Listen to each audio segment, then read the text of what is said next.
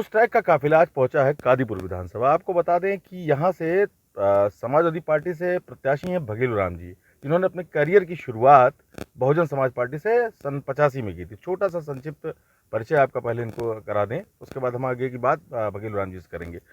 सन 85 में उन्होंने बहुजन समाज पार्टी से अपने करियर की शुरुआत की और 93 में पहली बार विधानसभा पहुंचे बहुजन समाज पार्टी के टिकट पर।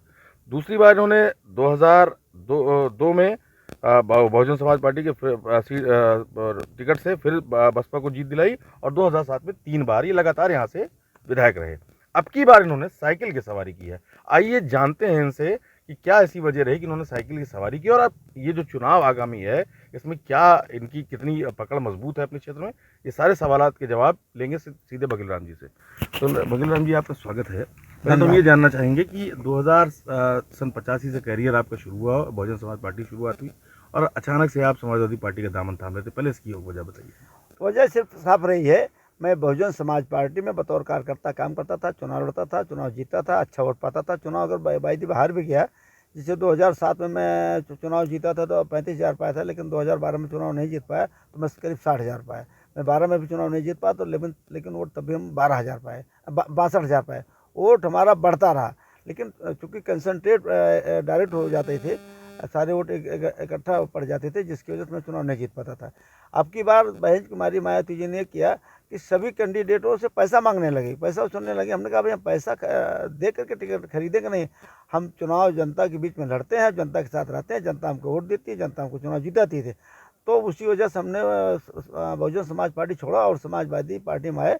माननीय राष्ट्रीय अध्यक्ष जी ने हम पर विश्वास किया और हमको टिकट दिया। मैं चुनाव लड़ रहा हूँ, जनता के भरोसे मैं चुनाव जीतूंगा। हालांकि चलिए, अब तो आप समाजवादी पार्टी के कार्यकर्ता हैं और आज यहाँ पर टिकट आपको मिल चुका है, आप चुनाव लड़ने जा रहे हैं। लेकिन एक अहम सवाल जो कि आपने बहुत बड़ी बात कही है, बहुजन समाज पार्टी पर तमाम तरह के आरोप लगते रहे, क्योंकि आप काफ़ी समय बहुजन समाज पार्टी जुड़े रहे। क्या ये सही आरोप हैं कि तमाम जो प्रत्याशी लगातार ये आरोप लगा रहे कि मायावती जी पैसा लेती है? ये आरोप सही है जी, क्योंकि मैं भुक्तभोगी हूँ। पहली बार मुझसे पैसा मांगा गया, हमने कहा पैसा देख करके मैं खरीद के टिकट नहीं लूँगा। मैं जनता के बीच में रहता हूँ, जनता के सेवक है और मैं दावे के साथ कहता हूँ बहुजन समाज पार्टी के यहाँ जमानत जब्त हो जाएगी। अच्छा, दूसरा अहम सवाल जो है कि आप चूंकि लगातार 3 बार इस क्षेत्र का नेतृत्व कर चुके हैं, अब ऐसा क्या विजन है जो आप समाजवादी पार्टी की साइकिल पर सवार होकर उस विजन को पूरा करेंगे यहाँ पे?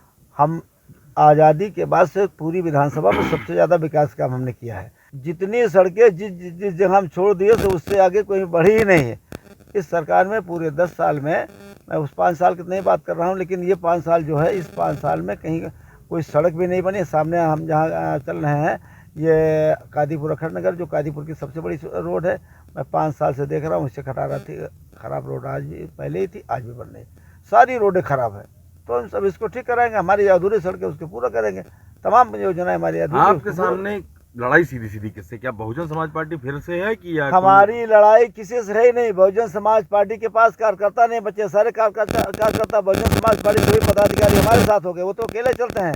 जहाँ तक भारतीय जनता पार्टी का सवाल है, भारतीय जनता पार्टी के निवर्तमान विधायक वो गांव में कभी गए नहीं, कभी क्षेत्र में किसी के सुख दुख में शरीक नहीं हुए, न कोई विकास का काम किए, इसलिए जनता उनको खदेड़ रही है।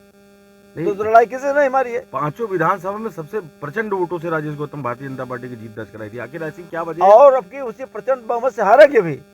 ये जो यहाँ का समीकरण है, क्योंकि सुरक्षित सीट ये कादीपुर का मानी जाती है, इसका समीकरण क्या कहता है?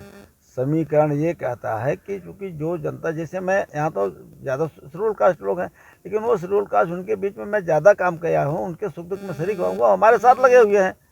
तो बसपा के साथ तो शेड्यूल कास्ट राजने के। पिछली बार का जो एक समीकरण था वो ये था कि भारतीय जनता पार्टी को भी शेड्यूल कास्ट ने वोट किया था बहुजन समाज पार्टी के लिए। अब की आप क्या ऐसा करने जा रहे हैं कि वो शेड्यूल कास्ट का वोट जो बसपा में आपके साथ 3 बार से रहा है, वो कैसे आपसे जुड़ पाएगा? वो हम उनके साथ सुख दुख में हमेशा काम करते रहते थे। वो कम से कम 50% प्लस हमारे साथ जुड़ रहा है शेड्यूल कास्ट का। बाकी मोस्ट यादव, माइनॉरिटी और राजभर का गठबंधन के नाते पूरा वोट मिल रहा।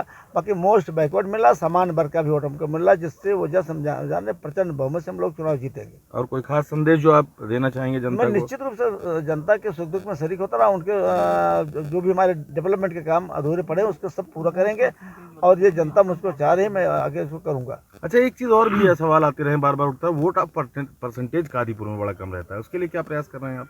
आपकी कोशिश करें कि परसेंटेज आप वोट बढ़े। ये तो कादीपुर विधानसभा सुरक्षित से भगेलू राम जी जो समाजवादी पार्टी से चुनाव लड़ रहे हैं और इनको फिर से वही अपनी ऐतिहासिक जीत जो 3 बार से विधायक रहे हैं उसको दोहराने का पूरा भरोसा है। अब देखते हैं आगामी 10 मार्च को रिजल्ट कितना इनके फेवर में आता है। न्यूज़ ट्रैक के लिए सुल्तानपुर से।